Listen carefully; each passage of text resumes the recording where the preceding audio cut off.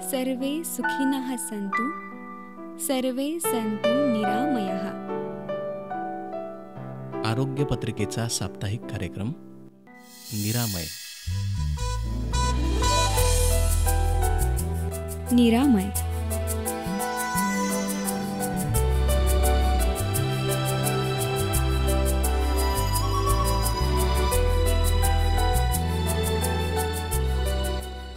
निरामय.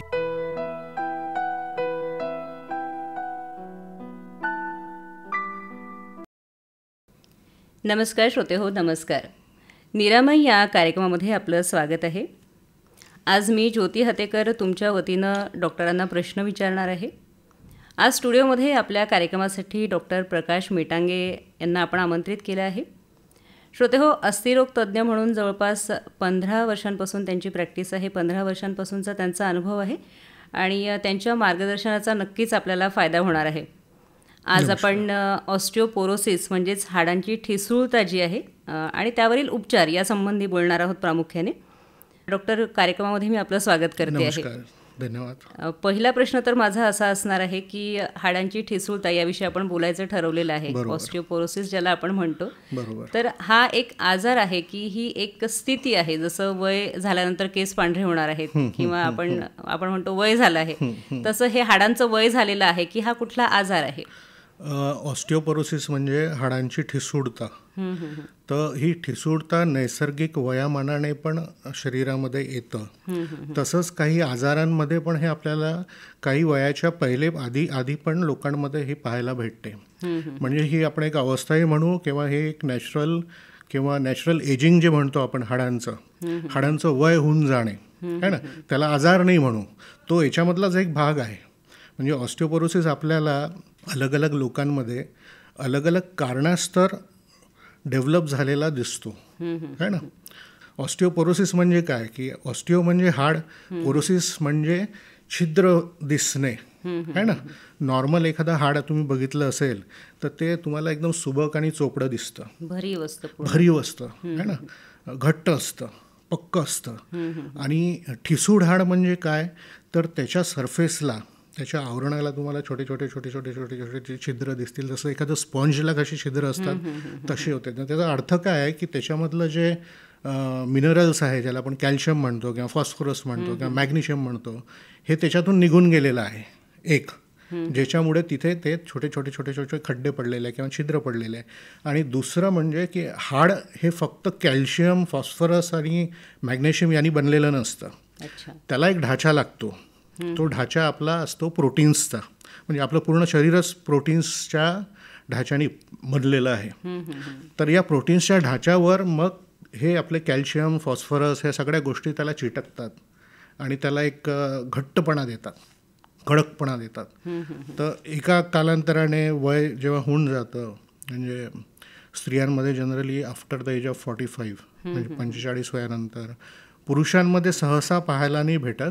फारच काही आजार असेल दुसरा वगैरे तरच याचा फरक पुरुषांमध्ये पडतो. पण त्यांच्यामध्ये नॅचरल हे ऑस्टिओपोरोसिस दिसतं आपल्याला 65 नंतर किंवा 70 नंतर. तर ह्या गोष्टी तेव्हा आपल्याला पाहायला भेटतात. म्हणजे ही एक अवस्था आपण म्हणू जेव्हा की हाडांचं वय होत चाललं आहे, पण काही कारणांमुळे, काही आजारांमुळे किंवा चुकीच्या सवयींमुळे आपण त्याचं रोगामध्ये पण रूपांतर करवून घेतो. रूपांतर होतं. म्हणजे एखाद्याला जर का ऑस्टिओपोरोसिस नॅचरल आहे ना, म्हणजे नैसर्गिक जे व्हायला पाहिजे ते जर का 70च्या नंतर होणार आहे, पण त्यांच्या लाईफस्टाईलमुळे तुम्ही थोडं लवकर आपल्याकडे ओढवून घेता है ना. म्हणजे कोणाला 50मध्ये चालू होऊन जाईल, कोणाला 60मध्ये चालू होऊन जाईल आणि त्याच्यामुळे मग शरीराला व्याधी होतात किंवा मग बाकीच्या त्याच्या जे साईन सिम्पटम्स आहे किंवा त्रास आहे त्याचा तो सुरू होऊन जातो. लक्षणं आपण काय सुरुवातीला जेव्हा येणार आहे 40च्या आधी म्हणा किंवा भलत्या वयामध्ये जेव्हा तुम्हाला ऑस्टिओपोरोसिस दिसतं, शक्यतो 40च्या आधी पाहायला भेटत नाही, फार कमी एकदम.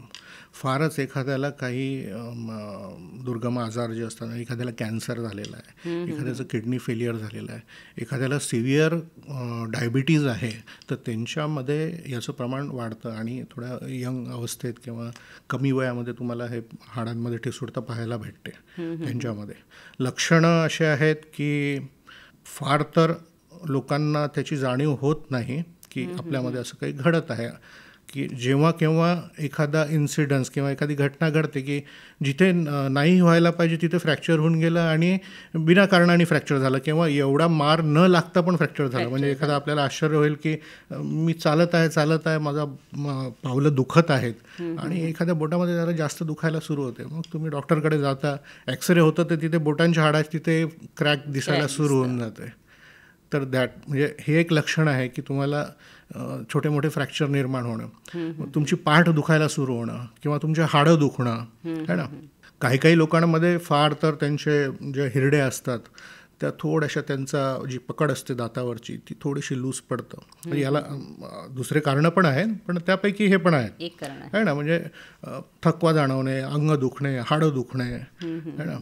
आणि ठळक कारणं म्हणजे जे म्हातारवयात आपण पाहतो की आज्या असतात जुन्या एकदम, त्या वाकलेल्या असतात है ना, बाक येऊन जातो, असे वाकून चालतात. त्याचं कारण म्हणजे त्यांचे मणके जे आहेत ते एकावर एक जे मणके असतात ते मणके समोरून दबून जातात, नरम पडतात, त्यामुळे ते दबून जातात. दबून झाल्यामुळे तो बाक निर्माण होतो, तसे चालतात. आणि कॉमनली आपण सहजता आमच्या प्रॅक्टिसमध्ये आम्ही पाहतो की बरेच पेशंट्स येतात, ओल्ड पेशंट्स, वयस्क पेशंट, ते असे थोडेसे पडतात, थोडासा हात खाली टेकतो आणि मनगटाला फ्रॅक्चर झालेलं असतं. कारण ते फ्रॅक्चर होण्याचं कारण म्हणजे की मनगटाच्या हाडाच्या तिथे ठिसूळता वाढलेली असते, त्यामुळे ते लवकर फ्रॅक्चर होतं. तसंच तुमच्या मणक्यांमध्ये फ्रॅक्चर होतं किंवा काही लोकांना तुमचे जे बॉल्स असतात, हिप जॉईंटचे जे बॉल्स असतात ते तुम्ही पाहता की बरेच थोडासा पाय वाकडा पडला आणि इथे फ्रॅक्चर झाला, तर वजन नाही देता, एक्सरे काढतो तर बॉल तुटला असं डॉक्टर सांगतात, तो बॉल बदलायला आपल्याला सांगतो. तर हे जे ठिसूळता हे प्रामुख्याने काही ठिकाणी विशेषतः निर्माण होते. एक म्हणजे मनगटाच्या हाडाच्या तिथे, मणक्यांमध्ये आणि हिप जॉईंटचे जे बॉल्स आहे तिथे आहे ना. तर त्याप्रमाणे एक तर फ्रॅक्चर होणे आहे ना, थोडंसं लागलं, थोडंसं यांनी फ्रॅक्चर होऊन जाणे आणि मग हे जे दुखणं आहे, वेदना आहेत, हातपाय दुखणे आणि पाठ दुखणे सतत, त्याच्याकडे लक्ष ठेवायला पाहिजे. कारण वयानुसार केस जर पांढरे झाले, आजकाल अकालीच होतात ते, पण ते दिसतात डोळ्यांनी, मला कळतं की काहीतरी कमतरता आहे. आणि असे आपण ऑस्टिओपोरोसिसचे लक्षणं एकदम खूप ओळखता जरी आले नाही तरी पण तुमची पाठदुखी आहे किंवा सांधे दुखणार आहेत तर तेव्हा पण त्याच्याकडे लक्ष दिलं जावं. सर, उपचार काय अवेलेबल आहेत या ऑस्टिओपोरोसिससाठी? तर त्याचं कारण एक आपल्याला माहीत करायला पाहिजे की कशामुळे आहे. म्हणजे हे एज रिलेटेड आहे, वयानुसार आहे की त्याचं दुसरं काही कारण आहे, शोधायला लागतं. म्हणजे आता 45 नंतर स्त्रियांमध्ये मिनोपॉज येऊन गेलेला असतो, तर काही लोकांमध्ये त्यांचं हॉर्मोन लेवल, इस्ट्रोजन जे हॉर्मोन असतं, फिमेल हॉर्मोन म्हणतो आपण त्याला, त्याचं ते सडनली ड्रॉप होतं आणि ते गरजेचं असतं तुमच्या हाडाच्या पक्केपणाला, स्त्रियांमध्ये विशेष करून इस्ट्रोजन ज्याला म्हणतो. तर त्याची लेवल खाली गेली 45 नंतर की मग हाडावरचं कॅल्शियम निघायला सुरू होते, त्याचं प्रोटीन लॉस व्हायला सुरू होते, हाडं ठिसूळ व्हायला सुरू होऊन जातात. तर मग त्याला आपण म्हणतो किंवा पोस्ट मिनोपॉझल आहे ना ऑस्टिओपोरोसिस, ठीक आहे ना. तर ते एक झालं की ते कारण आहे का. किंवा मग लाईफस्टाईल रिलेटेड, म्हणजे सवयी आहेत, जसं टोबॅको आहे, मग अल्कोहोल आहे ना, याचं सातत्याने सवयी असेल कोणाला तर त्याचा परिणाम तुमच्या हाडावर दिसून येतो. किंवा आता या वयामध्ये 50 वय आहे पण त्याच्यामध्ये हाडाचं का दुखणं सुरू झालेलं आहे, का ठिसूळता दिसतं आहे तुम्हाला, तर मग त्याच्यामागे जशी तुम्ही ते खोलात जाल त्याच्यामध्ये तर त्याची कारणं तुम्हाला माहीत पडतात. तर कारण माहीत पडलं की मग त्याचं आपल्याला तसं एक तर ॲडवाईस करायला लागेल की हे दूर ठेवा. ट्रीटमेंट पॉईंट ऑफ व्ह्यू काय करू शकतो की हे जेवढे पण रिस्क फॅक्टर्स आहे हे बाजूला करायचे, हे थांबवून द्यायचे आणि मग आमच्या दृष्टिकोनातून आम्ही त्यांना कॅल्शियम झालं, प्रोटीन झालं आहे ना, हे 2 महत्त्वाचे घटक आहे की जे आम्ही ॲडवाईस करतो सप्लिमेंट्स घ्यायला अलग अलग तऱ्हेने. त्याचबरोबर एखाद्याला जसं आता इस्ट्रोजन कमी झालेलं आहे तर त्याच्यामध्ये हॉर्मोन रिप्लेसमेंट थेरपी जी असते ती पण स्त्रियांना आपण देतो किंवा देता येतं त्यांना. मग काही अजून थोडे दुसरे प्रकार आहे औषधांचे आहे ना, दुसरे हॉर्मोन्स आहे, एक पॅराथॉर्मोन असतो, त्याचे औषधांचे प्रकार आहेत जे आपण देऊ शकतो. काही इंजेक्शन्स असतात, जसे डायबिटीसचे लोक इंजेक्शन्स घेतात रोज इन्सुलिनसाठी आहे ना, इन्सुलिनचे इंजेक्शन्स घेतात. तसेच याच्यामध्ये पण काही इंजेक्शन्स आहेत, त्याचा आपण 3 महिन्याचा कोर्स, 6 महिन्याचा कोर्स करू शकतो, ज्याच्यामध्ये थोडंसं कमी प्रमाणात रोजचं आपल्याला एक इंजेक्शन घ्यायला लागते, ज्याच्यामुळे ठिसूळता आपली कमी होते किंवा त्याचे जे किंवा त्याच्यामुळे होणारी हानी जी आहे ती टाळल्या जाते. म्हणजे तुम्ही काय टाळताय त्याच्यामध्ये की होणारे फ्रॅक्चर्स. आपल्याला शेवटी काय करायचं, ठिसूळतेमुळे काय होणार आहे की फ्रॅक्चर होणार आहे तुम्हाला. ते आपल्याला मग ते आपल्याला तो इव्हेंट जो आहे, ती घटना आपल्याला टाळायची आहे. मग ते त्याच्यासाठी मग हे आपल्याला इंजेक्शन्स पण आपण घेऊ शकतो. असे आहेत औषधं, उपचार वगैरे सगळे आहेत त्याच्यामध्ये. सर, स्त्रियांसाठी, महिलांसाठी तुम्ही सांगितलं की आपल्याला महिलांमध्ये हा ऑस्टिओपोरोसिस 45 नंतर किंवा मेनोपॉज नंतर जास्त आढळून येतो. तर त्यांच्यासाठी आपल्याला काही सांगता येईल का आधीपासूनच, 25 पासून किंवा वयाच्या 30व्या वर्षापासून काही असं तुम्ही आहारात बदल कराल किंवा काही व्यायाम असतील की ज्यामुळे तुम्हाला ह्या गोष्टी थोड्या लांबणीवर टाकता येतील? त्याच्यामध्ये एक गोष्ट लक्षात असायला पाहिजे की आपलं हाडांचं आरोग्य म्हातार वयात म्हणा हे चांगलं जर का ठेवायचं आहे तर त्याची नीव जी आहे ती लहानपणापासून आपल्याला ठेवायला लागते. आपली वाढ जी असते शरीराची 18 ते 20 वर्षापर्यंत होत असते है ना, त्यानंतर थांबून जाते. तर तुम्हाला असं करायचं आहे की 18 ते 20 वर्षापर्यंत भरगच्च तुमचं पूर्ण डेव्हलपमेंट पूर्ण झाली पाहिजे शरीराची. तिथे काही कमतरता नाही राहायला पाहिजे. म्हणजे जसं एखादा नवीन आपण फोन घेत असतो, त्याची बॅटरी असते, नवीन बॅटरी घेतो, तर त्याच्यामध्ये सुरुवातीला इन्स्ट्रक्शन असतात की याला फुल चार्ज करून टाका बॅटरीला पहिले, है ना. तसंच तुमची बॉडी फुल चार्ज म्हणजे त्याला पूर्ण डेव्हलप होऊ द्या 18-20 वर्षापर्यंत. मग त्याच्यामध्ये तुमचे आहार आले चांगले, तुमचं खेळणं आलं किंवा तुमचं फिजिकल एक्सरसाइज आले, व्यायाम आले, है ना, आणि सोबतच म्हणजे मेंटल हेल्थ पण आली त्याच्यामध्ये. तर हे आरोग्य म्हणजे चांगल्या प्रकारे त्याला भेटलं पाहिजे पूर्ण 18 ते 20पर्यंत. म्हणजे पूर्ण डेव्हलपमेंट झाली 20पर्यंत, तर मग नंतरचं जे 60 नंतरचं जे तुमच्या हाडाची जी क्वालिटी आहे ती चांगली राहणार.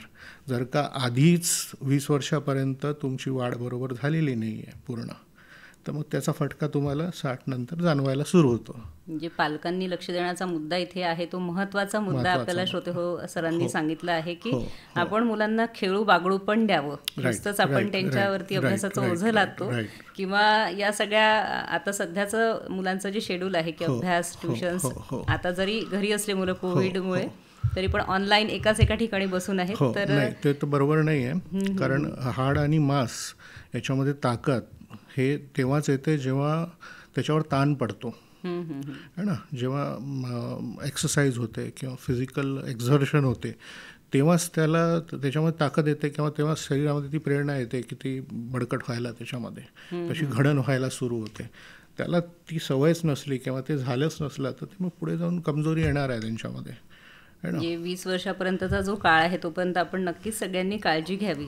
पण त्याही पलीकडे काही आहे का की आता जे मुळातच 20 वर्षाच्या वरती आहेत ना, त्यांना ऐकून थोडंसं वाईट वाटेल की आता आम्ही काय करू शकतो त्यांच्यासाठी थोडं काही सांगा. मग आता जे काही आहे ते आपल्याला सांभाळायचं आहे, हा विचार करायचा. सांभाळायचं आहे म्हणजे एक तर म्हणजे काही सवयी जे आहेत जे मी मग अशी सांगितले याच्यापासून थोडंसं दूर दूर दूर राहायचं, है ना. आहार व्यवस्थित ठेवायचं, व्यसनाधीनता नको, है ना. आणि नॉर्मल आपला रोजचा बॅलन्स डाएट आहे. आणि जेवणामध्ये आपण सगळ्यांना माहीत पण आहे आपण काय खातो पितो. काय फळं खायला पाहिजे, हिरवा भाजीपाला खायला पाहिजे, प्रोटीन्स घ्यायला पाहिजे, है ना.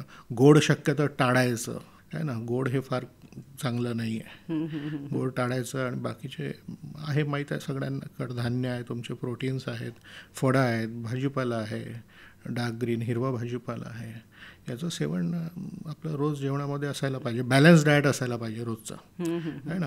नियमित मग व्यायाम करा. 40 नंतर तुम्ही आधी जसे खेळायचे ग्राउंडवर वगैरे तसे खेळू नाही शकत, है ना. तर तुम्ही नियमित वॉकिंग करू शकता रोज. जसं सूर्यनमस्कार करताय किंवा आधी आपण जसं PT करायचो तसे प्रत्येक जॉईंटचे व्यायाम करू शकता. छोटे छोटे तरी व्यायाम करा. वॉकिंग करा, रनिंग नका करू, वॉकिंग करा. त्यांनी फायदा होतो, मग त्यांनी आरोग्य टिकून राहणार तुमचं. आणि एक 50 नंतर काय आहे की काय करायला पाहिजे. आता बऱ्याच लोकांना याची जाणीव नसते की काय ह्या व्याधी म्हणजे नुसतं हाडाशी संबंधित व्याधी नाही, तर तुमचा हार्ट कसा आहे, है ना, तुमचं लिव्हर कसं आहे, किडनीज कसे काम करत आहेत, त्यांची आता अवस्था काय आहे हे आपल्याला जाणून घ्यायला पाहिजे. आणि त्याच्यासाठी काय आहे की एक स्क्रीनिंग करून घ्यायचं. आपण एक ठरवायचं की वर्षात एकदा आपल्याला तपासण्या करायच्या आहेत. ते हाडासंबंधी कोणकोणत्या आहेत. एक आपला स्पाईनचा एक्सरे करून घेतला किंवा एक समोरचा पेल्विसचा हिप जॉईंटचा एक्सरे करून घेतला हाडांच्या दृष्टिकोनातून. याच्यातून लक्षात येईल की त्यांच्या हाडं ठिसूळपणा किती आहे त्याच्यामध्ये म्हणून. बरेचदा छोटे छोटे शिबिर पण आयोजित केले जातात, त्यामधनं जरी आपण हे सगळं मोजून घेतलं करून घेतलं तर ते माहिती पडतं. एखादी सोनोग्राफी करून घेतली पोटाची, जरी तुम्हाला काही त्रास नाही पण वर्ष 2 वर्षात एकदा करून पाहिजे. तर त्याच्यामध्ये तुम्ही अवयव कसे आहेत, किडनी कसे दिसत आहेत, लिव्हर कसं आहे, एक स्क्रीनिंग होऊन जाते तुमचं. आणि काही बेसिक रक्ताच्या तपासण्या त्या आपण करून घेतो की त्या केल्या नॉर्मल पॅरामीटर्स आहे, सगळं व्यवस्थित वाटतं आहे, ठीक आहे. मग हे स्क्रीनिंग टेस्ट जे आपण सांगतो आहे हे केलं, याच्यामध्ये काही आढळलं तर मग त्याचा आपण पाठपुरावा करू शकतो की हे काम उडवून राहिलं. म्हणजे नंतर जी होणारा इव्हेंट आहे, घटना आहे, ती आज आपल्याला पकडमध्ये येऊ शकते, आपण टाळू शकतो ते. तसं 1-2 वर्षातून एकदा तरी आपण करून घ्यायला हवं, करायला हवं. तुम्ही जसं सांगितलं की माहिती सगळ्यांना असतं की काय आहार घ्यायला हवा, विहार कसा असावा, काय व्यायाम करावे, पण तुमच्यासारख्या लोकांनी सांगितल्याशिवाय किंवा त्याची एकदा उजळणी करून घेतल्याशिवाय ते लक्षात येत नाही. त्यामुळे तुम्ही जो त्यांना सांगितलं की आपण काय खायला हवं, काय टाळायला हवं, हे महत्त्वाचं आहे. आणि आपला श्रोतावर्ग जो आहे तो प्रत्येक वयोगटातला आहे. खूपदा असं होतं की तारुण्यात आपल्याला माहिती जरी असेल पण तरी मोह असतो की मी हे खाऊन पाहू का, किंवा फास्ट फूड कारण कसं खाण्याचा मोह होतो. कारण तारुण्यावस्थेमध्ये जनरली तुम्हाला त्रास जाणवत नाही आहे ना, कारण शरीर भक्कम असतं, मजबूत असतं, त्यामुळे काही पण शरीरामध्ये काही पण सुरू असलं तरी त्याचा त्रास जाणवत नाही आहे ना. आणि म्हणून मग काय की ही सवय ती सवय, जेवणाकडे दुर्लक्ष किंवा प्रॉपर जेवणाकडे दुर्लक्ष या गोष्टी चालू राहतात. मग याचा इफेक्ट एकावर एक होत नंतर मग 50 नंतर जेव्हा ते तुमचं शरीर झेपणार नाही आहे ना, ते मग तेव्हा ते पाहायला भेटतं आपल्याला. म्हणजे जसं मी सुरुवातीला म्हटलं की आपल्या पायावरती आपल्याला उभं राहायचं आहे, ते तारुण्यात वेगळ्या अर्थाने आणि म्हातारपणी वेगळ्या अर्थाने, तर दोन्ही बाबींचा विचार करावा, दोन्हीसाठी नियोजन करावं. आणि त्यानुसार आता आपले जे श्रोता हे ऐकतायत, आपला इंटरव्ह्यू, आपली मुलाखत जे ऐकतात, त्यांनी थोडंसं समजून घ्यावं की माझं वय काय आणि मला काय करायचं आहे. बरेचदा असं होतं की थोडासा त्रास उद्भवल्यावरती किंवा 40-45 नंतर वाटायला लागतं की मी आता व्यायाम करायला हवा आहे. बरोबर. तर तेव्हा श्रोते हो, आपल्याला डॉक्टरांनी सांगितलं आहे की आपण चालण्यासारखा साधा व्यायाम करून देखील स्वतःला फिट ठेवू शकतो. याच्यामध्ये एक अजून मला सांगायचं आहे की आपण ऑस्टिओपोरोसिसबद्दल बोलत आहे, तर असंच एखादा शब्द दुसरा तुम्ही ऐकला असेल ज्याला आपण आर्थरायटिस म्हणतो.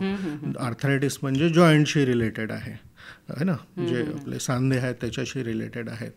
पण पाहण्यात असं येतं की हा जो आर्थरायटिस आहे हा जास्तीत जास्त लोकांमध्ये ऑटो इम्युन कारणांमुळे असतो. ऑटो इम्युन म्हणजे त्याला आपण म्हणू की स्वयं किंवा आत्मप्रतिरक्षित रोग, म्हणजे स्वतःच्या प्रतिकारशक्तीशी निगडीत आजार आहे ना. आपल्याला आपण आर्थरायटिस म्हणतो, गुडघे खराब झाले याला आर्थरायटिस झाला आहे, पण हा नुसतं गुडघ्यांशी संबंधित नसतो. शरीरामध्ये याच्यामुळे म्हणजे अलग बदल, बाकी ठिकाणी पण अलग बदल पाहायला भेटतो. म्हणजे ज्याला आर्थरायटिस असतं त्याला ऑस्टिओपोरोसिस होण्याची पण रिस्क असते, त्याची ठिसूळता तिथे पण वाढत जात असते. तसंच काही अवयवांमध्ये पण बदल व्हायला सुरू होत असतो त्याच्यामध्ये. म्हणून नुसतं आर्थरायटिस आहे म्हणून गुडघ्यांची ट्रीटमेंट करून घेणं आहे ना, ते तिथं थांबायला नाही पाहिजे. त्यांची स्क्रीनिंग व्हायला पाहिजे. कदाचित त्यांच्या रक्तामध्ये चरबी जी आहे, कोलेस्ट्रॉल आहे वाढलेला, त्यांच्या लिव्हरमध्ये फॅट डिपॉझिट किंवा चरबी वाढलेली भेटणार तुम्हाला. तर अशा नुसतं आर्थरायटिस नाही तर हे ठिकठिकाणी अलग अलग त्याचं रूप अलग अलग अवयवांमध्ये तुम्हाला पाहायला भेटतं. तर अशा प्रकारे थोडं लक्ष द्यावं लागतं त्याच्याकडे. आर्थरायटिस जो आहे हा वयाच्या कोणत्या याच्यापासून आपल्याला बघायला मिळू शकतो, कुठल्या वयोगटामध्ये सुरू होतो? कारण खूपदा असं होतं की मला वाटतं माझे सांधे काय, लहानपणापासूनच माझे हात दुखतात, पाय दुखतात, काही होत नाही, आणि दुर्लक्ष केलं जातं आणि मग बऱ्याच आजारांना आपण निमंत्रण देतो. आर्थरायटिसचा अर्थ की तुमच्या जॉईंटमध्ये सूज निर्माण होणे है ना. तर जॉईंट म्हटल्यावर काय असतं की त्याच्यामध्ये गादी असते, कार्टिलेज, जसं आता टेबलवर काच आहे किंवा हे चोपडं सुबकतं आहे तसं. आणि त्या कार्टिलेजवर आपल्या जॉईंटची जी आहे ती हालचाल होत असते. मग त्याला अलग प्रकारचे आवरणं असतात जॉईंटला आहे ना, त्याच्यावर मांस असतं. तर हे आतमध्ये सूज निर्माण होणे आणि त्याच्यानंतर त्या घडामोडी होणे, ज्याच्यामुळे अल्टिमेट त्याच्यामध्ये सगळ्यात शेवटी काय होतं की जी गादी जी आहे, कार्टिलेज जी आहे ती घासून जाते, ती रफ होते, ती वीक होऊन जाते, कमजोर पडते, त्याच्यामध्ये क्रॅक्स पडतात है ना. तर ह्याच्यामुळे मग त्याच्यावर जो वेट पडत असतो आपण चालताना उभं असताना, तर त्या वेटमुळं ते तिथले जे त्यांचे नर्व्स असतात किंवा कार्टिलेजचे जे सेल्स असतात याच्यामुळे मग ते वेदना सुरू होतात तुम्हाला है ना. त्याचं जे बायोमेकॅनिक्स आहे की तुमच्या शरीराचं वजन टोंगड्यांमधून जॉईंटमधून एका तऱ्हेने दोन्हीकडे सारखं जायला पाहिजे. मग जसं जसं आतली बाजू तुमच्या टोंगड्याच्या याच्यातली घासायला सुरू होते, मग आपण जसं म्हणतो गॅप कमी व्हायला लागले आहे, टोंगडे वाकायला लागले आहेत तुमचे, त्याच्यामुळे ते अनइक्वल वेट खाली जातो वरून शरीराचं. एकीकडे खूप वेट असतं, इकडे ताण पडतो, त्याच्यामुळे मग दुखायला सुरू होतात ते. तर आर्थरायटिस हे जनरली 60-65 नंतर आपल्याला पाहायला भेटते, म्हणजे गुडघे दुखी असं म्हणू आपण त्याला. काही लोकांमध्ये लवकर होऊ शकतं, ज्यांच्यामध्ये आधी वयामध्ये कधीतरी जर का त्यांच्या टोंगड्याला इजा झालेली आहे, नीला इजा झालेली आहे, की ज्याच्यामध्ये आतमध्ये गादीला तेव्हा इजा झालेली आहे, तर अशा लोकांमध्ये आर्थरायटिस थोडं लवकर डेव्हलप होऊ शकतं.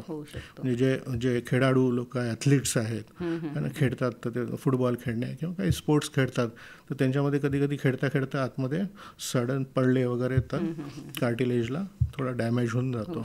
सर, आपण पाहतो की ऑस्टिओपोरोसिस किंवा आर्थरायटिस यासारखे आजार किंवा संधिवातांसारखे जे आजार आहेत, तर याच्यामध्ये अनुवंशिकतेचं प्रमाण कितपत सांगू शकू आपण? हे याचा कॉज जो आहे, कारण एक नाही आहे, आणि जसं अनुवंशिकता आहे तर याला आपण मल्टीफॅक्टोरियल म्हणू, की एका कारणामुळे नाही होत. म्हणजे अनुवंशिकता जरी असली तर ते एकच कारण आहे ज्याच्यामुळे तुम्हालाही होऊ शकतं किंवा तुमच्या मुलांनाही होऊ शकतं असं जरुरी नाही आहे. अनुवंशिकतेचा हा फॅक्टर जरी असला, पण लहानपणापासून जर का आहार, फिजिकल एक्सरसाइजेस आणि वातावरण वगैरे सगळं व्यवस्थित असलं तर कदाचित तुमच्यामध्ये ते पाहायला नाही भेटणार. हो, याची कारणं अनेक आहेत. त्याच्यामुळे एका कारणामुळे ते आहे, हेरिडेटरी आहे, अनुवंशिक आहे म्हणून तुम्हाला होणारच आहे असं पण नाही आहे. त्याच्यामध्ये बऱ्याच गोष्टी जोडून आल्या सगळ्या, हे पण आहे ते पण आहे, मग ते लवकर होणार, लवकर त्रास देणार तुम्हाला. महत्त्वाचं हे आहे की छोट्या छोट्या जर तक्रारी आपल्याला वारंवार जाणवायला लागल्या, त्या अगदीच आठवड्याभराच्या वर गेल्या, तर आपण डॉक्टरांकडे जायला हवं, शोध घ्यायला हवा की आपल्याला नेमकं दुखणं काय आहे, त्याच्या मागचं कारण काय आहे, आणि त्याच्यावरती इलाज करवून घ्यावा.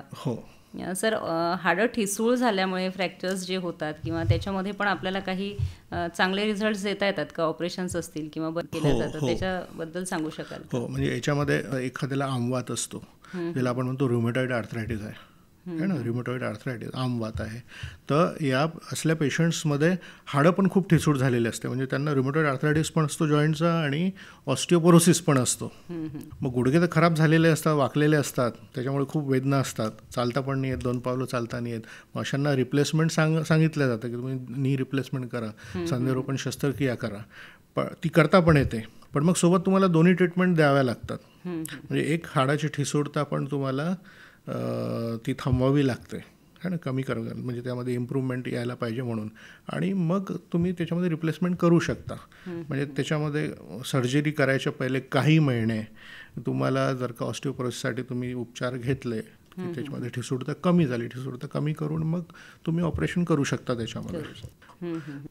सर, कोरोना या महामारीच्या काळामध्ये बरेच पेशंट्स जे होते, तर आता कोरोना तर कोणालाही होऊन गेलेला आहे, त्याला काही असं हे नाही की ऑस्टिओपोरोसिसचा पेशंट आहे त्याला झाला नसेल, तर अशा वेळेला या व्याधींनी पण काय आणखीन दुष्परिणाम झालेले असतील शरीरावरती? कोरोनामुळे नुसतं फुफ्फुसांनाच आघात पोचत नाही आहे, तर शरीराचे दुसरे अवयव पण त्याच्यामुळे अफेक्ट होत आहे ना, त्यांना पण त्रास जाणवत आहे त्याचा. मग ते तुमचे रक्तवाहिन्या असो प्रामुख्याने, की तुमचे मज्जातंतू असो, तुमचे बोन्स असो, हाड असो, तुमचे सांधे असो, या सगळ्यांना त्याची इजा पोचत आहे. कारण एकच आहे त्याचं, की ते रक्तवाहिन्यांवर सूज निर्माण करते आणि रक्ताच्या गाठी होत आहे, ज्याच्यामुळे त्या अवयवाला, त्या पेशीला रक्त पोचत नाही किंवा तिथे त्यांना नरिशमेंट भेटत नाही आहे. ते नाही भेटलं तर मग ते काम करायला बंद करतात. तर हाडांच्या विषय झाला तर आता असं अपेक्षित आहे किंवा तशा काही केसेस आम्हाला आता चालू झाल्या आहे भेटायला, की ज्याच्यामध्ये आपले हिप जॉईंट्स जे असतात त्यांचे जे बॉल्स असतात ते त्याच्यामध्ये ठिसूळता निर्माण होते. त्याचं कारण हे की त्याला रक्तपुरवठा त्याचा बंद पडतो. काही काळ बंद झाला आणि तसं थोडंसं त्याच्यामध्ये काही उपचार नाही झाला किंवा ते लवकर पकडमध्ये नाही आलं, त्याचं काही निदान नाही झालं, तर हळूहळू ते जे बॉल्स आहेत हाडांचे, हिप जॉईंटचे, ते ठिसूळ व्हायला लागतात, ते निर्जीव होतात, त्यांचा गोलाकार जो आहे तो हळूहळू वेगळ्या आकारामध्ये, म्हणजे वजनामुळे ते दबायला लागतात, चप्पट व्हायला लागतात. मग त्या जॉईंटची, त्या सांध्याची सुबकता निघून जाते आणि तो जॉईंट खराब होतो, चालायला बसायला त्रास व्हायला सुरू होतो. आता असं याच्यामध्ये सुरुवात कुठून होते की तुम्हाला जांघेमध्ये दुखायला सुरू होऊन जाते. तसं काही तुम्हाला आढळत असेल की तुमच्या जांघेमध्ये विनाकारणाने दुखत आहे, तर तुम्ही त्याचा तपास करायला पाहिजे. बाकीच्या गोष्टी ज्या आहेत की बऱ्याच लोकांना आता मज्जातंतूंवर सूज आली तर त्यांचा हात दुखणे, एक साईडला मान दुखणे, ह्या गोष्टी पण खूप पाहायला भेटत आहेत. कारण एकच आहे, कोरोना असो, म्हणजे आता कोरोनामध्ये जास्त पाहायला भेटतं आहे आम्हाला, कारण कोरोनामुळे सूज निर्माण होत आहे ना. आपण जे बघतोय की कोरोनामध्ये CRP लेवल सगळ्यांना माहीत झालेली आहे, वाढलेली असते. CRP काय, तर तो एक असा घटक आहे की शरीरामध्ये कुठेही सूज निर्माण झाली जास्त प्रमाणात की CRP लेवल वाढून जाते है ना. तर ती सूज कुठे कोणत्या अवयवाला तुमच्या निर्माण झालेली आहे त्याप्रमाणे तुम्हाला तो त्रास सुरू होतो. तुमच्या हाडांवरती जॉईंटवरती झाले असेल तर तुम्हाला तिथे सुरू होऊन जाईल, त्रास सुरू होऊन जाईल है ना. हे झालं सर ज्यांना कोरोना होऊन गेला त्यांच्यासाठी. पण काही लोकांचं असं झालं आहे की त्यांना काही व्याधी आहेत हाडासंबंधीच्या आणि कोरोना काळामध्ये थोडंसं दुर्लक्ष झालं, औषधोपचार घेतला गेला नाही, त्यांच्यासाठी थोडं मार्गदर्शन झालं. घरी राहत आहे, घरी थांबत आहे, कोरोनाचा काळ आहे, बाहेर निघू नाही शकत आहे आपण जास्त, तर घरच्या घरी जसं मी सांगितलं की घरच्या घरी आहे, घरच्या घरी व्यायाम करा, घरच्या घरी तुमचं वॉकिंग करा, चालणे चालू ठेवा. वयस्क पेशंट आहे, गुडघ्यांचा त्रास आहे, त्यांनी खाली बसू नका, जमिनीवरती बसू नका, वाकून काम करू नका, काही भारी काम करू नका. जनरल आपलं फिरणं, घरातल्या घरात हलके फुलके व्यायाम आहे, सांध्यांचे हातांचे, जसं PT करतो तसे व्यायाम आहेत, तर हे चालू ठेवा. गुडघ्यांच्या बाबतीत झालं तर त्याला गरम पाण्याने तुम्ही शेक देऊ शकता, त्याला वरच्यावर मलम बाम तेल हलकीशी मालिश करू शकता त्याच्यावर. यानी ती सूज म्हणा किंवा ते दुखणं, जी वेदना आहे ही थोडी कमी राहते. घरच्या घरी करण्याला ह्या गोष्टी आहे ज्या आपण करू शकतो त्याच्यामध्ये. तर हे आपण टाळायला पाहिजे. खाली बसायचं नाही, याचा म्हणजे की खाली बसताना आणि उठताना तुमच्या टोंगड्यांवर आणि तुमच्या कमरेचे जे मणके आहेत याच्यावर प्रचंड लोड निर्माण होतो आणि आधीपासूनच त्यांच्या गाद्या ज्या आहेत, आवरणं जे आहेत हे थोडेसे वीक झालेले असतात, कमजोर पडलेले असतात. त्याच्यामुळे उठता बसता या लोडमुळे कधी अधिक इजा होण्याचे चान्स असतात. म्हणून आम्ही सांगतो खाली बसू नका तुम्ही. खाली तुम्हाला मांडी घालायची आहे, तुम्ही पलंगावर मांडी घाला. मग आता कोरोना काळामध्ये घरी आपले व्यायाम चालू ठेवा तुम्ही.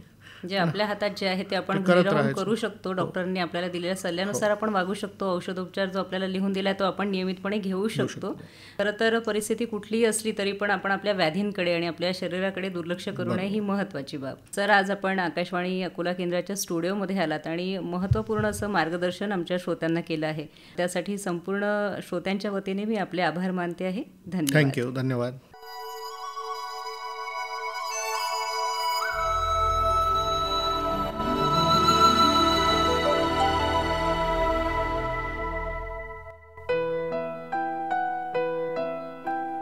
सर्वे सुखिनः सन्तु, सर्वे सन्तु निरामयः.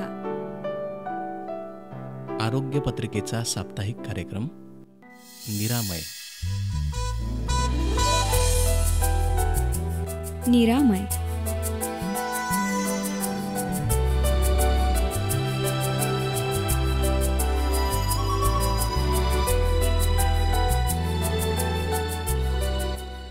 निरामय.